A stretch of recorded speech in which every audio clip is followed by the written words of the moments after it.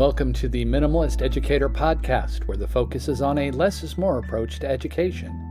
Join your hosts, Christine Arnold and Tammy Musiałowski, authors of The Minimalist Teacher and Your School Leadership Edit, a minimalist approach to rethinking your school ecosystem, each week as they explore practical ways to simplify your work, sharpen your focus, and amplify what matters most so you can teach and lead with greater clarity, purpose, and joy. On this week's episode of the podcast, Tammy and I are speaking about white spaces, and not just the blank spots at the sides of a worksheet. We mean the intentional pauses, gaps, and silences to breathe in our educational spaces. We'll be exploring white spaces in education from every angle, the physical kind, yes, but also the less visible kind. So listen in to find out what we might find when we leave things a little bit more empty. Hello and welcome to this week's episode of the Minimalist Educator Podcast. How are you, Tammy? I'm doing well, Christine. I feel like we haven't seen each other for too long or something. So it's nice to get on the Zoom and discuss a different topic today, which I'm kind of excited about, actually. Yeah, I think it'll be an interesting one for sure. Yeah. Do you want to kick us off with our topic? I feel like it could be a tough one for our listeners because our lives are filled with things all the time. And Absolutely. We're kind of talking about the opposite. Yeah, so I think it could be an interesting one for us to talk about too. So the topic for today that we're going to tackle is this idea of intentional white spaces. And when I say white spaces, it's really more a blank space, an empty space, rather than, a color or an absence of color.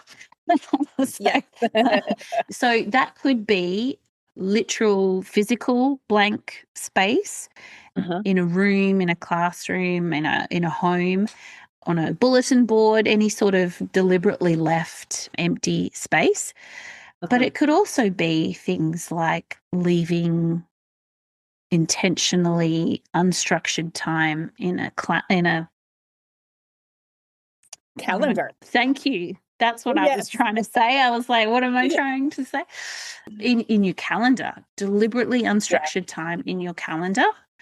It could also be, when we're planning for a professional development day, intentionally leaving some time free in that day and not filling every minute of it for teachers. But it could also be wait time, waiting for pauses, waiting for questions when we're teaching in the classroom as well. So that intentional use of emptiness or blankness or white space in our practice. And why on earth would we try and do that, Tammy? What would the purpose of that be?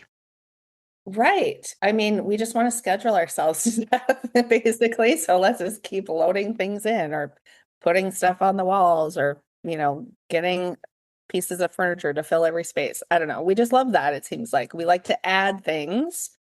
And it could be, some of it I think is comfort.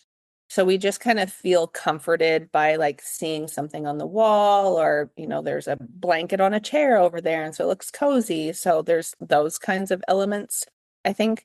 And so when there's the absence of those things, it feels bare or like something's missing. And so just even when we were just planning for this show, there are so many white spaces that we can navigate better, I think. And so maybe let's start with calendars, right? Because we were talking earlier about just like the busyness. This is coming out end of school year for many people, end of May or later May.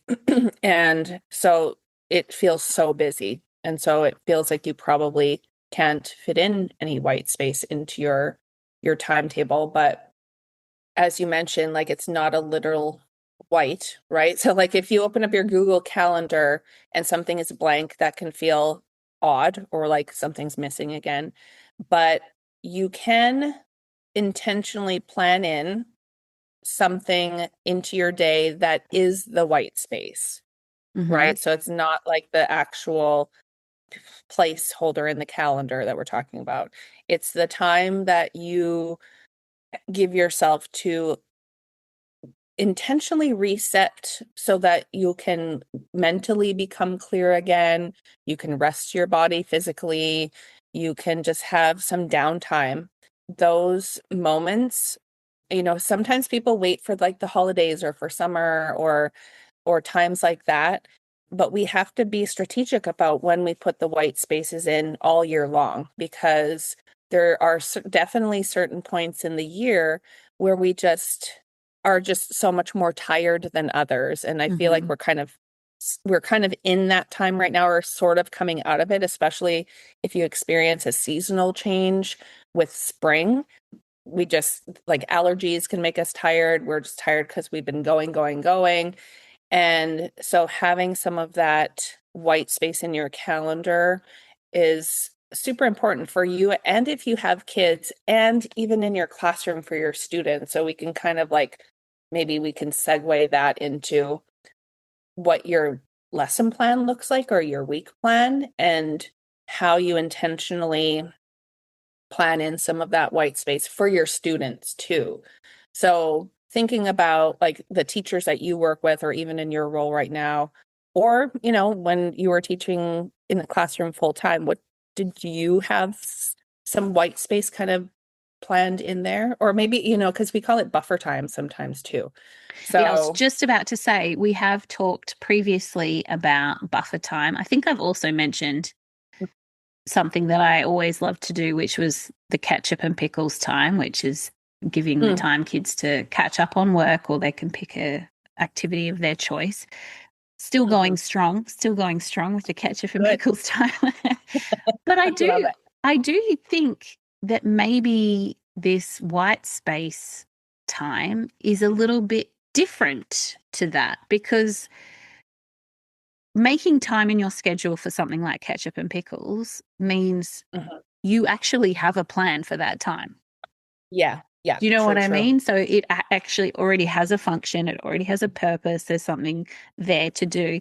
It's a great practice to have, I think, in my opinion, to give kids, they know that they've got a little bit of time at the end of the week that they can catch up on things that they haven't finished, or it can be, a time of agency and choice if they've finished everything. I think that's a really nice practice for them to get into.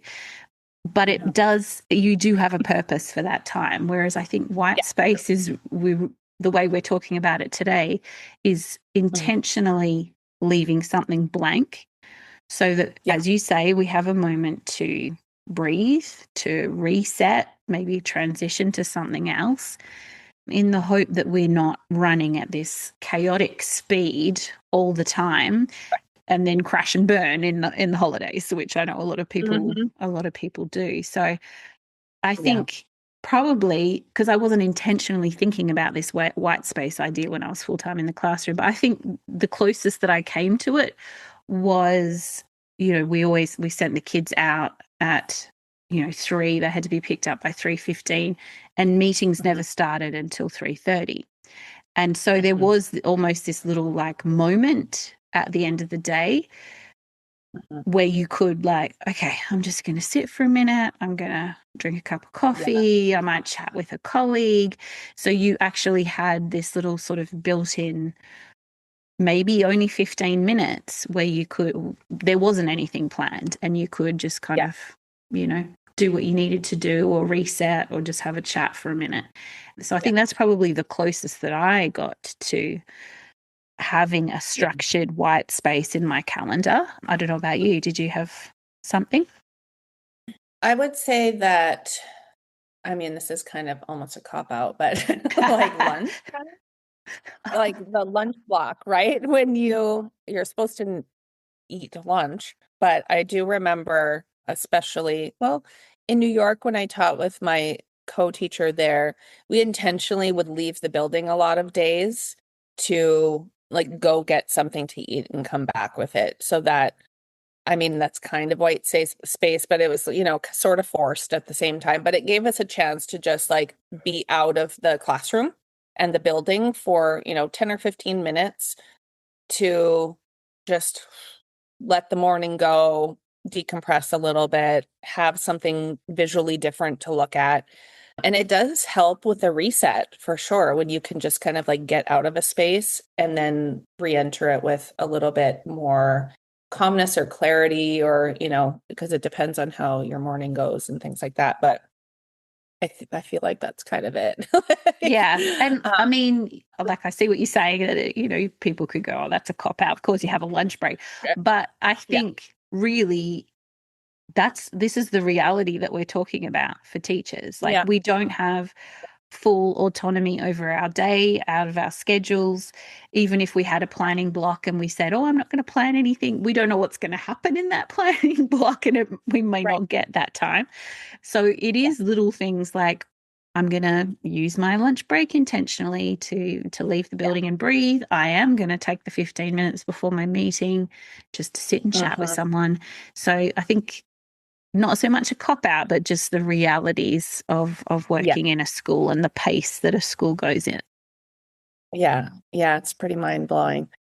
Thinking too about, I'm sort of thinking about that space now, like the white space in a physical space, because you take your 15-minute like white space lunch or whatever, and then you come back, and then you're in this like really cluttered classroom. Like, that was definitely the situation in my New York classroom. Singapore, not so much. Like, it's that classroom had much less going on in it, so I felt like, it wasn't overly cluttered. I mean, it was still had enough stuff in it, but the white space in classroom is often like, well, okay, let me back up a little bit, because I've seen different things in classrooms this year.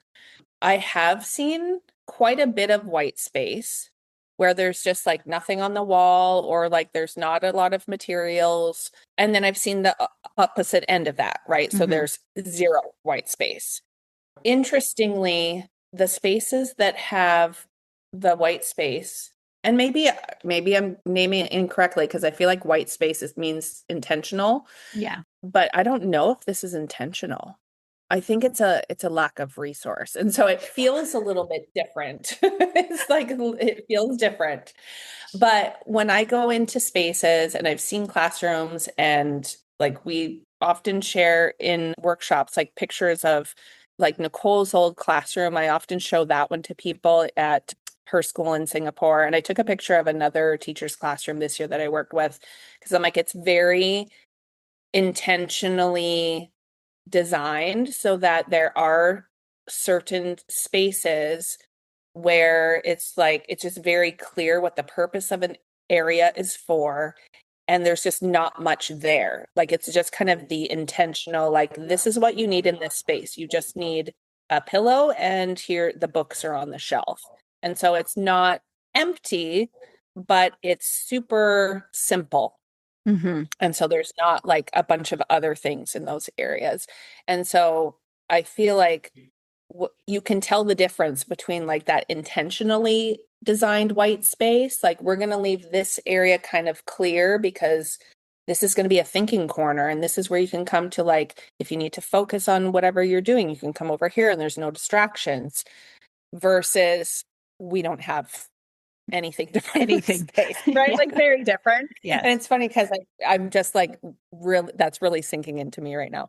But when you can have that, I don't know if autonomy is the right word, but when you have that kind of freedom to think about your space like that, where you're like, I'm not going to put too much in this space at the start of my year, let's say, because I do want my kids to feel like it's their space. And so at the beginning of a year, like, we don't have to put everything up, right? Like, the walls don't have to be full. It doesn't have to be fully figured out. We can intentionally leave some spaces blank because we want the kids to see themselves in the room. But that feels weird for many teachers. Would you agree with that? Yes, I've definitely come across a lot of teachers over the years who feel like, they have to have this bright, colorful, already prepped room before the kids start on day one. They feel like that's showing the kids that they're welcome and they're invited and, you know, come on in, this is a friendly place to be. Which I can kind of see where that viewpoint is coming from. I've always been a bit like you and leaned on the like, let's build this together. And yeah, you might make an effort to do it quite quickly. Like if you putting something up with the kids' faces, you're going to want to take those photos on the first day and have it up as quickly as you can.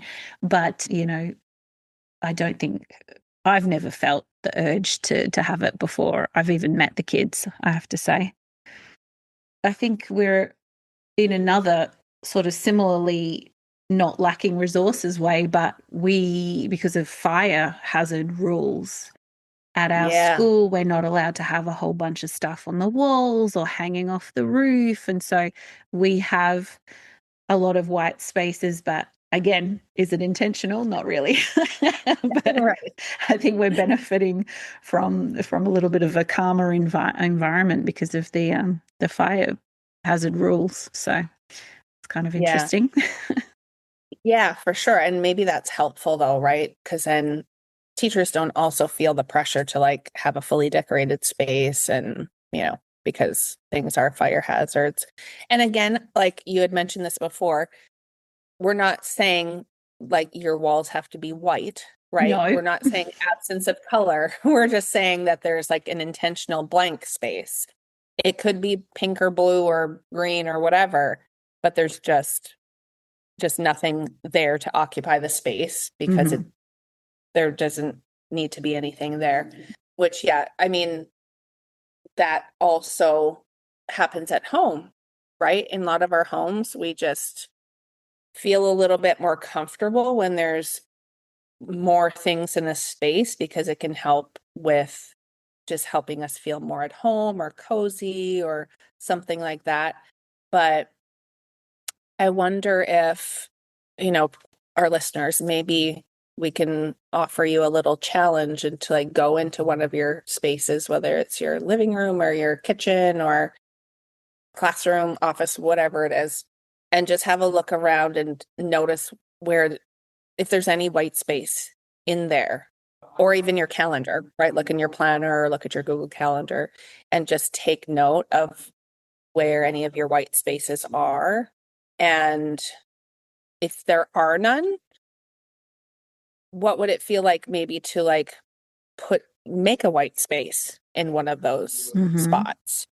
And how that, like, does that help you with like a little bit of stress relief or just being more mindful of things? So that's something that maybe I should do too, just talking to myself, right? It's always important to like reflect and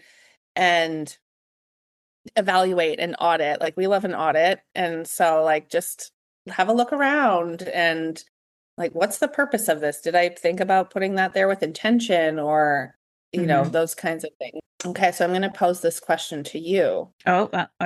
Is there a spot in your life right now where you can do a quick little audit and for a white space?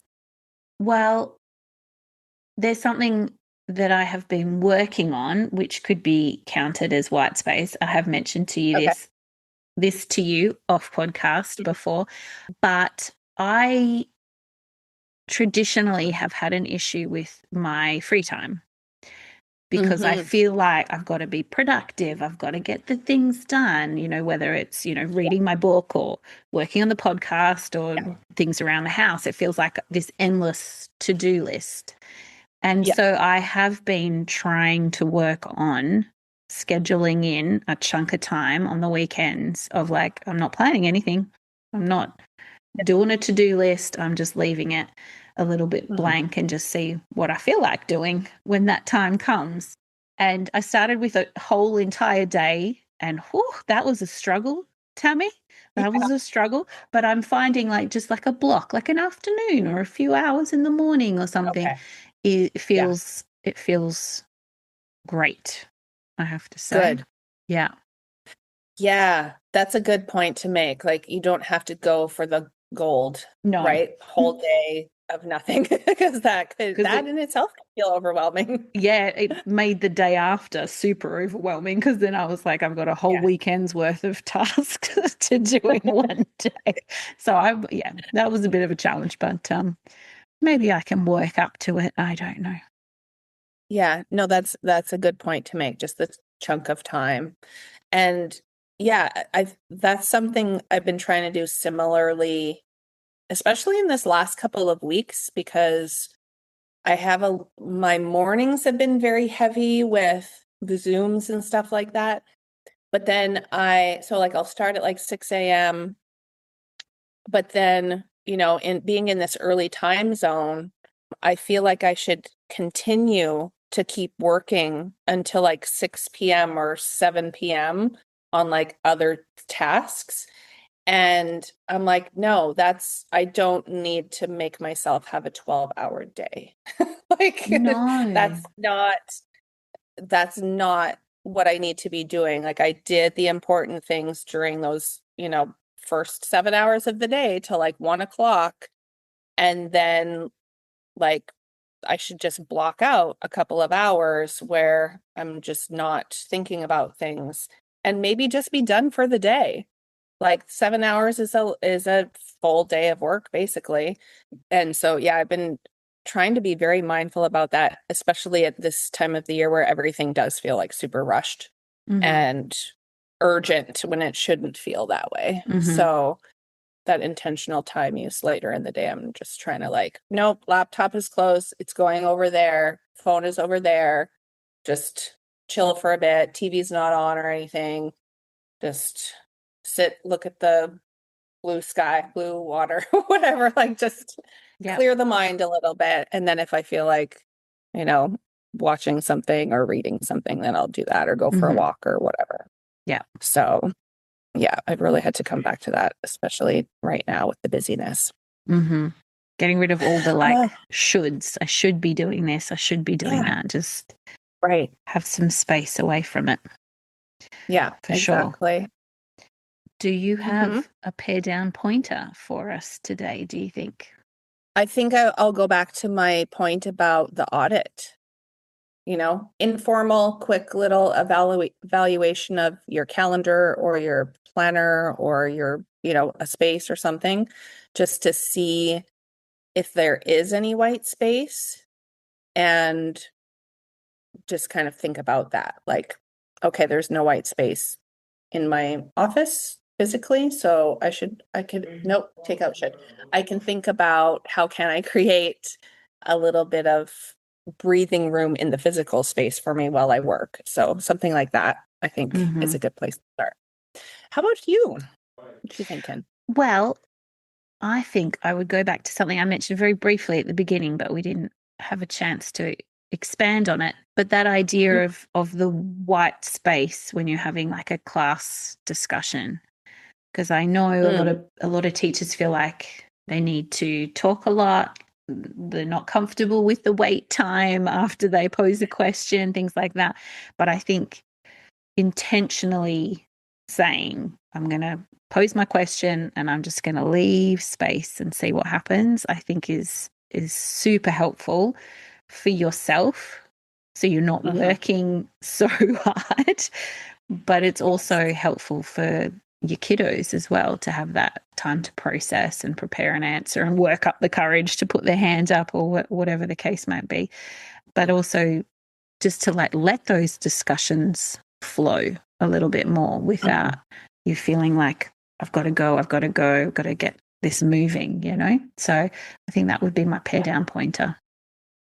I like that. I'm glad you came back to that because that's something I'm going to be practicing in the next couple of weeks a lot with a group of teachers. So I'm really working it on the wait time, which I have been for a long time. But in this particular case, I really got to dial it down and stop with my layered questions and, leave the space open for people to respond and think.